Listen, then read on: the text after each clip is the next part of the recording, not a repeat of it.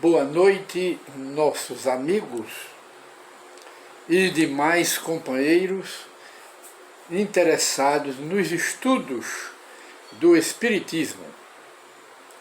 Mais uma vez, nós voltamos a apresentar o programa Espírita Encontro com o Espiritismo, que é uma produção da Associação Espírita Adolfo Bezerra de Menezes, aqui de Limoeiro, Pernambuco.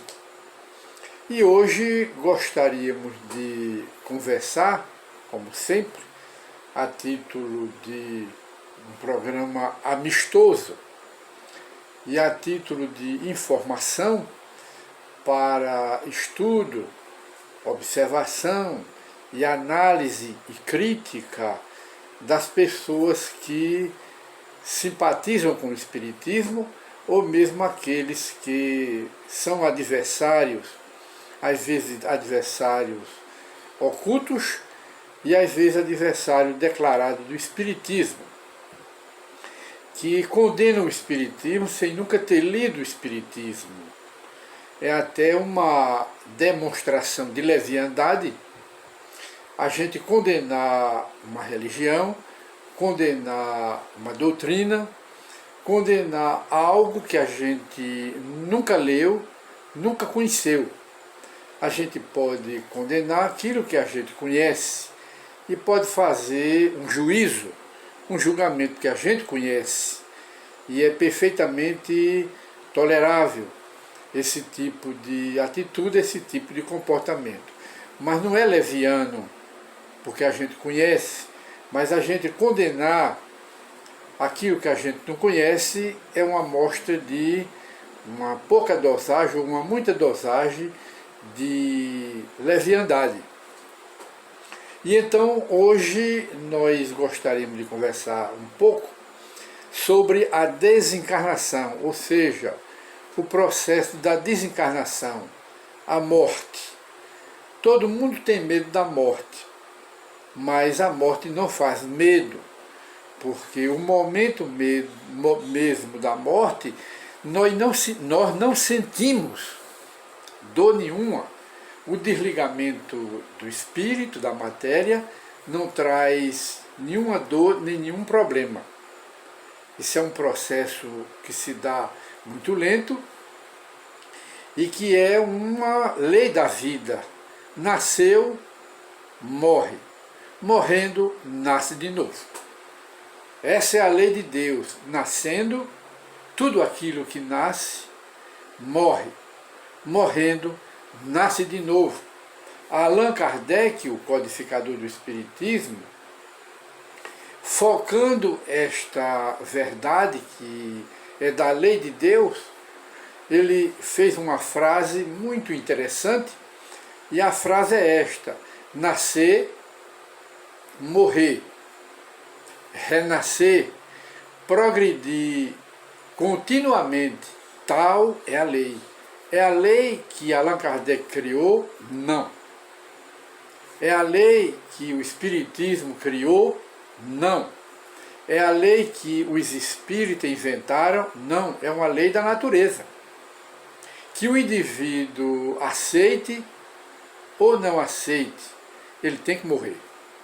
Morrendo, que ele aceite ou não aceite, ele tem que renascer, porque é uma lei de Deus. E a reencarnação, quer dizer, o retorno do mesmo espírito a outros corpos, é uma lei da natureza. Se é uma lei da natureza, ninguém pode... A vontade do homem não prevalece contra as leis da natureza, porque as leis da natureza são imutáveis, irrevogáveis, irretratáveis e são eternas como o próprio Deus. É isso que a doutrina espírita nos ensina. Logo, morrer é um processo natural, que a gente só volta em outro corpo morrendo. Mas o que morre é o corpo, não morre. Ele apenas se transforma, porque na natureza não existe morte. Já dizia um sábio químico francês da época de Allan Kardec, que era Louis Lavoisier. Ele era um sábio, um gênio da química, e ele dizia: na natureza nada se cria, nada se perde, tudo se transforma. É a maior realidade, é isso que o Espiritismo ensina. Então, hoje nós vamos, depois desse pequeno preâmbulo, nós vamos conversar um pouco sobre o processo da morte, ou seja, o processo da desencarnação na visão da ciência espírita, na visão do Espiritismo. E então aqui aproveitamos um texto, um breve texto, que esclarece muito bem o momento da desencarnação e a necessidade que há de a família, no momento da desencarnação do morto ou do futuro morto, fazer preces, fazer orações pelo seu futuro morto, por aquele que está em estado de coma. Orar por ele, pedir por ele, que se o momento é chegado, o choro em excesso dificulta o desligamento da alma, da matéria, dificulta o trabalho dos espíritos superiores que vêm buscar o morto, vêm buscar o espírito do morto. E eles vêm numa missão de desligar a alma do morto do corpo material. E o choro excessivo da família prende o espírito à matéria e dificulta esse desligamento. Então, ensinamento da doutrina espírita que, para facilitar a desencarnação, a partida da alma para o mundo espiritual, dar o retorno para lá, porque de lá nós viemos e para lá nós retornaremos, porque a nossa pátria não é aqui na matéria, aqui tudo é passageiro, a vida aqui na Terra é passageira, mas nós retornaremos para o mundo de onde viemos. Essa é a mensagem do Espiritismo, da imortalidade da alma. Então, o autor aqui deste texto, ele faz um esclarecimento muito doutrinário a respeito do processo da morte, ou seja, do processo da desencarnação. E vejamos o que ele diz. Em caso de doença, o processo de desligamento do doente ocorre mais lentamente, nos casos de doença, mostrando que nas mortes violentas, desastre de carro, desastre de avião, tragédias de todos os tipos, dificulta o desligamento do espírito do corpo material. Mas na morte de doença material, de doença normal, doença corriqueira, há uma facilidade de desligar, dos espíritos desligarem o espírito do corpo material. É o que ele diz. Em caso de doença, o processo de desligamento do doente ocorre mais lentamente. E é melhor para ele. Aí ele continua. Por vezes acontece que as equipes, os grupos socorristas de espíritos que vêm buscar o morto, iniciam o processo de desligamento, mas os parentes estão junto ao doente e vibram tão intensamente para que o doente fique bom, permaneça no corpo, que dificulta muito o seu processo de desligamento. Muito bem.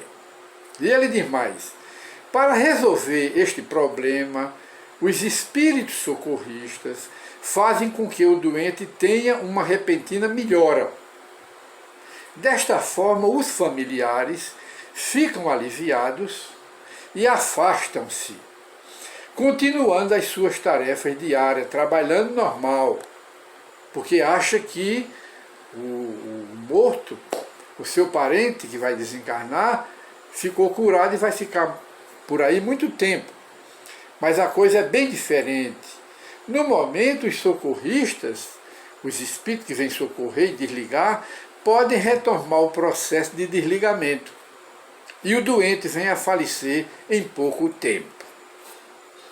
Tudo bem. Então vejamos mais o que é que o autor desse artigo, o que é que ele diz mais. Ora, no velório, costuma haver uma nuvem cinzenta de tanta tristeza que paira no local.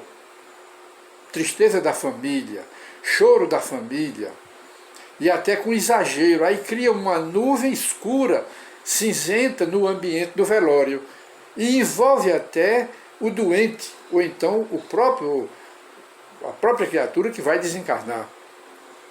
Veja a dificuldade criada pela família. Às vezes o espírito está ausente, já desligado do corpo.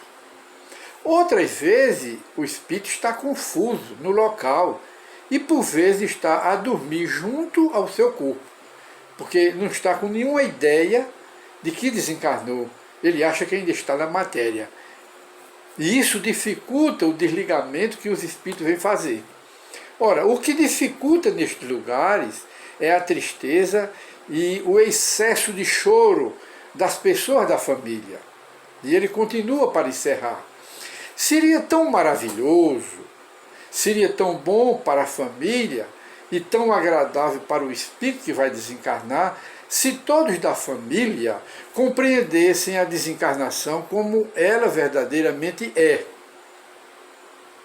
e aceitassem a ausência física do seu parente, ajudando o desencarnado com pensamento de amor e de carinho, rezando, fazendo orações, fazendo prece por ele com fé, ajudando-o no seu desligamento espiritual e ajudando na sua ida, a sua nova jornada no plano espiritual, quando ele dá retorno.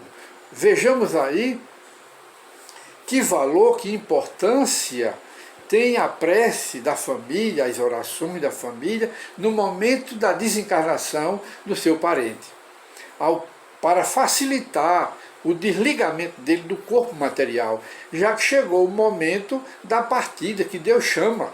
É um chamamento de Deus. E o excesso de choro, as lamentações, as agrúrias com excesso, prende aquele preso à sua cadeia. Porque nós sabemos que quando o espírito está reencarnado, que é o nosso caso, nós somos um preso na cadeia do corpo. E com o desligamento, pela prece, pela oração, no momento da desencarnação, tudo é facilitado para aquele defunto, porque os guias espirituais dele, os protetores espirituais dele vêm buscá-lo, como vem buscar a nós quando chegar o momento da nossa desencarnação. Então a nossa família deve fazer a prece, deve fazer a oração para facilitar esse desligamento que os guias espirituais vêm fazer de nós no momento da desencarnação. E então o autor do texto encerra: o melhor desencarne, tanto para o doente, para o desencarnado, como para a família, o melhor desencarne é de uma pessoa que foi espiritualizada em vida, pois desencarna de uma maneira completamente tranquila, calma, como que dormindo e acordando num belo local entre amigos do mundo espiritual.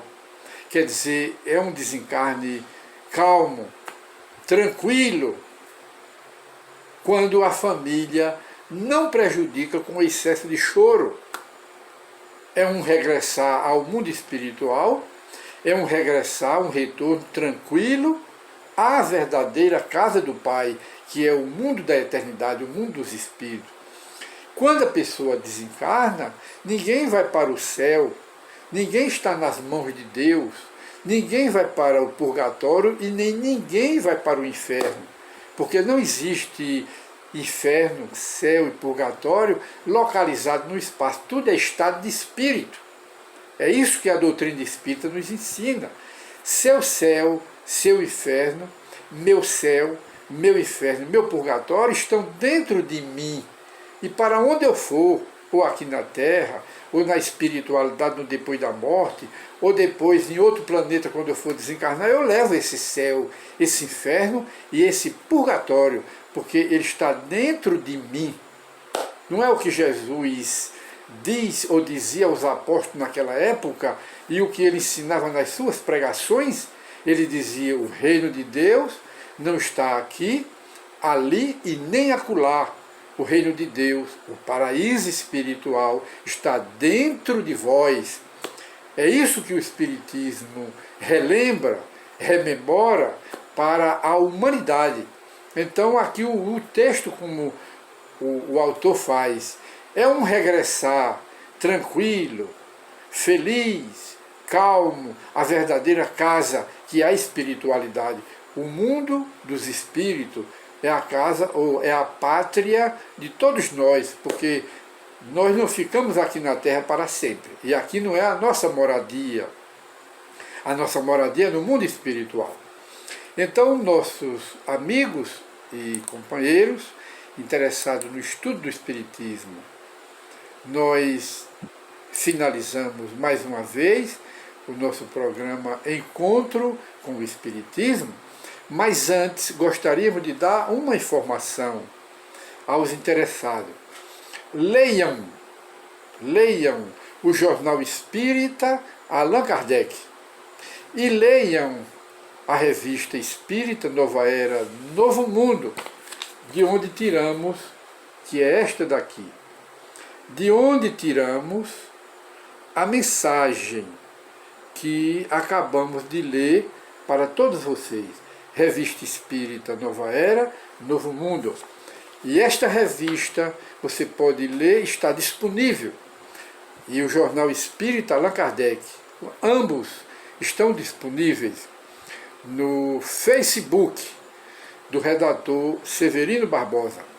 Mas terminaremos aqui com umas frases muito interessantes e que com certeza servirão muito para nós. As frases são muito pequenas. Eu estou tirando aqui as propagandas da internet que só fazem atrapalhar o nosso trabalho.